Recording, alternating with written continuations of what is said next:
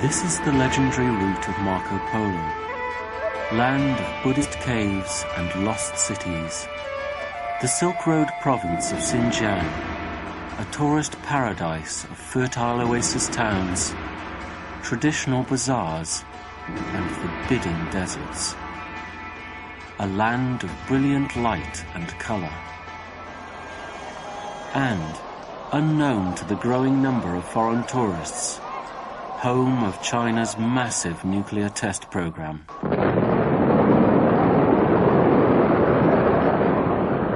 Over the past 4 decades, the Chinese have exploded more than 40 nuclear bombs at their desert test site, circled by the Silk Road towns.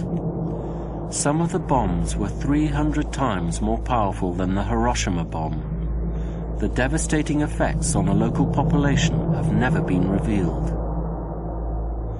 This summer, dispatches travelled to China's western frontier. We were there to uncover the truth about the unknown victims of the Chinese nuclear test program. Getting the evidence to tell this story would require a high-risk undercover operation. China is an oppressive one-party state. Freedom of movement is highly restricted. Foreign journalists are banned from the province of Xinjiang. So we would have to pretend to be tourists while we carried out our investigation.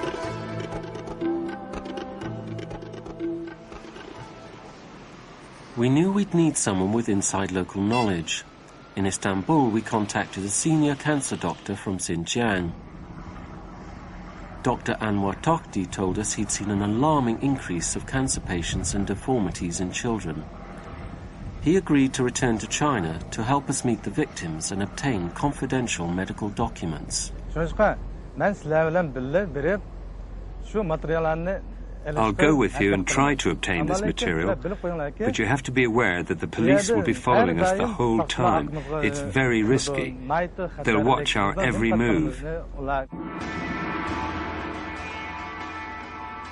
It's the first day of our journey. The towns we're going to visit are part of any tourist's itinerary. Many of them are only 200 miles from the Chinese nuclear test site.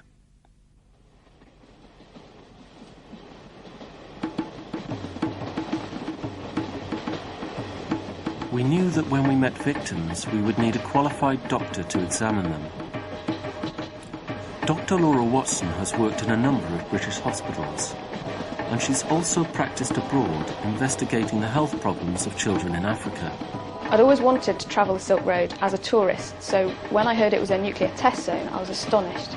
There's very little information about it. Radioactivity is known to cause cancers and birth defects.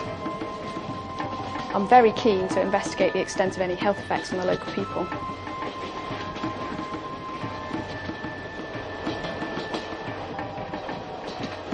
In a town close to the nuclear test zone, we met up with Anwar.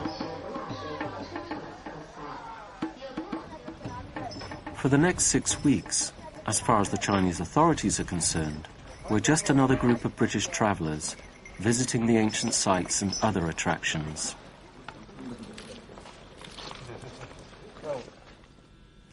So as not to arouse suspicion, Anwar pretends to be our tourist guide.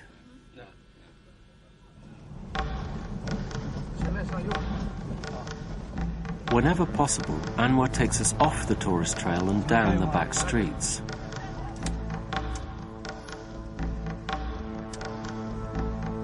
Here in the traditional villages circling the nuclear test site, Anwar is determined to take us to meet people he believes are the victims of nuclear tests. For the villagers in this area, access to medicine is severely limited. When word goes out that Dr. Laura and Dr. Anwar are available to be seen, they're overwhelmed by the response. We can't tell the villagers we are researching the effects of the nuclear tests.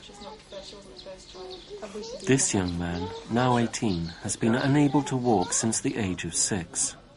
He has a chronic muscle wasting disease. One day in November, he was playing with other children and it started to get very frosty. He fell down on the ice and broke his leg. It was broken from here.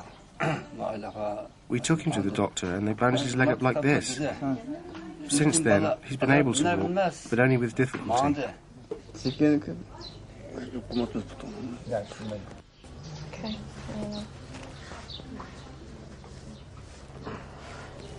Yeah.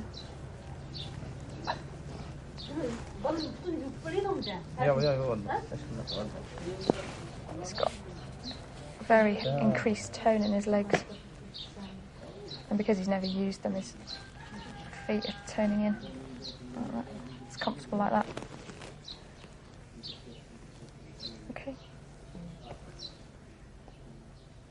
It sounds as though it was a problem that he was born with, that his legs weren't normal when he was born, and then although he was able to walk initially, he developed degenerative problems from then on.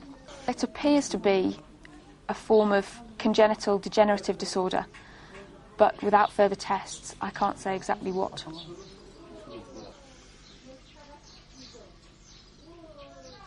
Among the patients, we see a surprisingly large number of birth defects. This young woman has not developed mentally and has never been able to walk properly. Laura asks her mother about her early history. And she was learning to talk normally as well? She couldn't speak at all. She still hasn't learned properly. She was slow, but now she can say mum, dad, brother, sister. Can she stand up? Can she take her own weight on her feet? Stand up. Come on, darling, stand up. Okay. So she's going a bit... Stay still. Let your hands relax. You take a few steps? Very unsteady. I think physically she looks healthy, she looks happy, she looks well cared for. I don't think there's anything else that we could do in the West that you're not doing here. I think you're doing everything right. It's something she's born with and something that she's going to have to live with.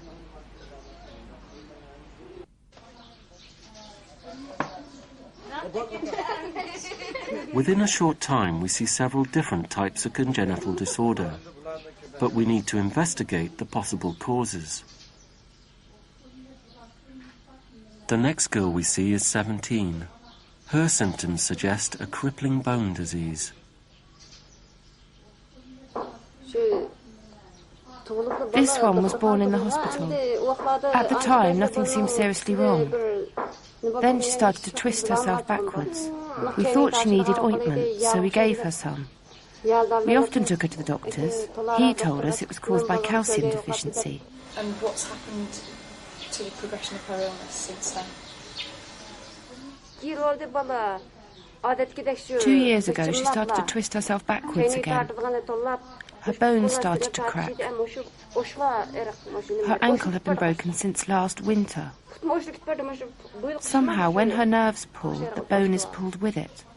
Look at her. There's no flesh left on her legs.